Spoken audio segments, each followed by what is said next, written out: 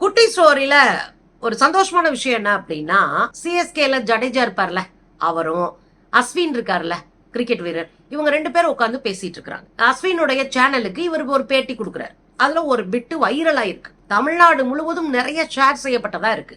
அப்படி என்னையா பேசிக்கிட்டாங்க அப்படின்னு சொன்னா, அவரை கூப்பிட்டு இன்டர்வியூ எடுக்கிறார். ஜடேஜாவை கூப்பிட்டு இவர் அஸ்வின் வந்து இன்டர்வியூ எடுக்கிறார். அப்ப தமிழ்நாட்டை பத்தி சொல்லுங்க அப்படின்னு சொன்னா, நான் முதல்ல தமிழ்நாட்டுல சிஎஸ்கே என்னை வந்து அடாப்ட் பண்ணிட்டு தமிழ்நாட்டுக்கு நாங்க வந்த போது எனக்கு பெரிய ஆச்சரியம் என்ன தெரியுங்களா, தமிழ்நாட்டுல எல்லாரும் படித்தவர்களாக இருக்கிறார்கள். இன்னும் எனக்கு ஆச்சரியம் என்னன்னா, தென்னிந்தியா முழுவதும் படித்தவர்களாக இருக்கிறார்கள். இது ஜடேஜா மட்டும் சொல்லலைங்க, ஒட்டுமொத்த இந்தியாவும் வடக்க இருக்கிற அத்தனை படிச்சவங்களும் அதான் சொல்றாங்க. தென்னிந்தியா கல்வி அறிவுல மேல இருக்கு வட இந்தியாவை விட. தென்னிந்தியா தன்னுடைய மாநில சுயாட்சியை கேட்பதுல முதலிடத்துல இருக்கு.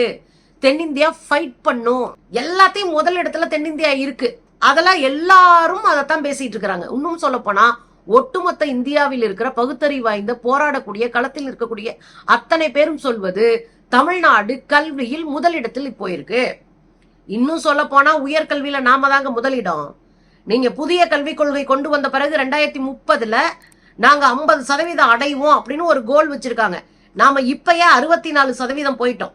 பெண் கல்வியில 5000 பேர் எம்ஃபில் பிஹெச்டிக்கு அப்ளை பண்ணா 3000 சில்ற பேர் தமிழ்நாட்டுல மட்டும் அப்ளை பண்ணிருக்காங்க. நான் பிஹெச்டி உங்களுக்கு தெரியும். இப்படி போற போக்குல நம்ம பிள்ளைங்க அதுக்கு பாட்டுக்கு எம்ஃபில் பிஹெச்டின்னு படிச்சிட்டு இருக்காங்க. இன்னும் சொல்ல போனா பெண்கள் ஒரு நிறுவனத்துல போய் வேலை பாக்குறாங்கன்னா 47% தமிழ்நாட்டுலதான் பெண்கள் நிறுவனங்கள்ல போய் வேலை பாக்குறாங்க. அப்ப தமிழ்நாடு பார்க்கும்போது காலை உணவு திட்டம், மதிய உணவு திட்டம் எல்லாம் இலவசம், கல்லூரிக்கு போற மாணவர்களுக்கு 20 லட்சம் லேப்டாப்பு, இந்த கல்விக்கான விஷயங்கள் இருக்குல்ல, அதை பார்த்து பார்த்து பார்த்து தமிழ்நாடு அரசு தொடர்ச்சியா செஞ்சிட்டு இருக்கு. 1920களில் நீதி கட்சி வந்ததுல இருந்து இன்னைக்கு வரையும் செஞ்சிட்டு இருக்கு. நீதி கட்சி 1920களில் சென்னை கார்பரேஷன்ல இலவச உணவும் மதிய உணவும் இலவச கல்வியும் கார்பரேஷன் கொடுத்தாங்க. அன்னைக்கு அதை அமல்படுத்துறவரு அந்த மாநகர கவுன்சிலரா இருந்த சிங்காரவேலர். இது பெரிய வரலாற்று உண்மை. இடஒதுக்கீடுக்கான போராட்டம் இப்படி தொடர்ச்சியாக இன்னைக்கு வரையும் கல்வியை உயர்த்தி பிடிக்கிற ஒரு மாநிலமாக தமிழ்நாடு இருக்கு. இதைத்தான் ஜடேஜா சொல்றாரு. என்ன சொல்றாரு, எங்க எனக்கு பெரிய ஆச்சரியங்க, எல்லாருமே படிச்சவங்களா இருக்கிறாங்க. நீங்க படிப்புல தென்னிந்திய தமிழ்நாட்டையும் குஜராத்தையும் நீங்க ஒத்து பாத்தீங்கன்னு வச்சுக்கோங்க, ஒப்பீட்டு அளவுல பாத்தீங்கன்னா குஜராத்ல கல்வி அறிவு குறைவாக இருக்கிறது. நான் சொல்லல, ஜடேஜா சொல்லியிருக்காரு. அவருடைய இணையர் பிஜேபியினுடைய எம்எல்ஏ, அவங்க வைஃப். ஆனா அவன் ஜடேஜா சொல்றாரு சிரிச்சுக்கிட்டேவும், எங்க ஊரை விட இங்க கல்வி அதிகம். அடுத்து ஒண்ணு சொல்லுங்க, இந்த மக்கள் பொலைட்டா பழகுறாங்க, பழகுறதுக்கு இனிமையானவர்களா இருக்கிறாங்க. தமிழ்நாடு மக்கள் பழகுவதற்கு இனிமையானவர்களா இருக்கிறாங்க, நேர்மையா அவங்க பழக்க வழக்கம் இருக்கு அப்படின்னு சொல்லிட்டு அடுத்து ஒரு வார்த்தை சொன்னாரு. அது எனக்கு ரொம்ப பிடிச்சிருந்தது. நீங்க ஜெயிச்சா கொண்டாடுவாங்க, தோத்துட்டீங்கன்னா கேவலமா திட்டுவாங்க. தோத்து போன பிறகு வடநாட்டுல முட்டையை கொண்டு கிரிக்கெட் வீரர்களை எரிஞ்ச கதையெல்லாம் நீங்க படிக்கலாம், போய் தேடினீங்கன்னா வரும். தோத்து போயிட்டேன்னு முட்டையை வச்சு அடிக்கிறது, தோத்து போயிட்டேன்னு பாட்டில தூக்கி எறியுது.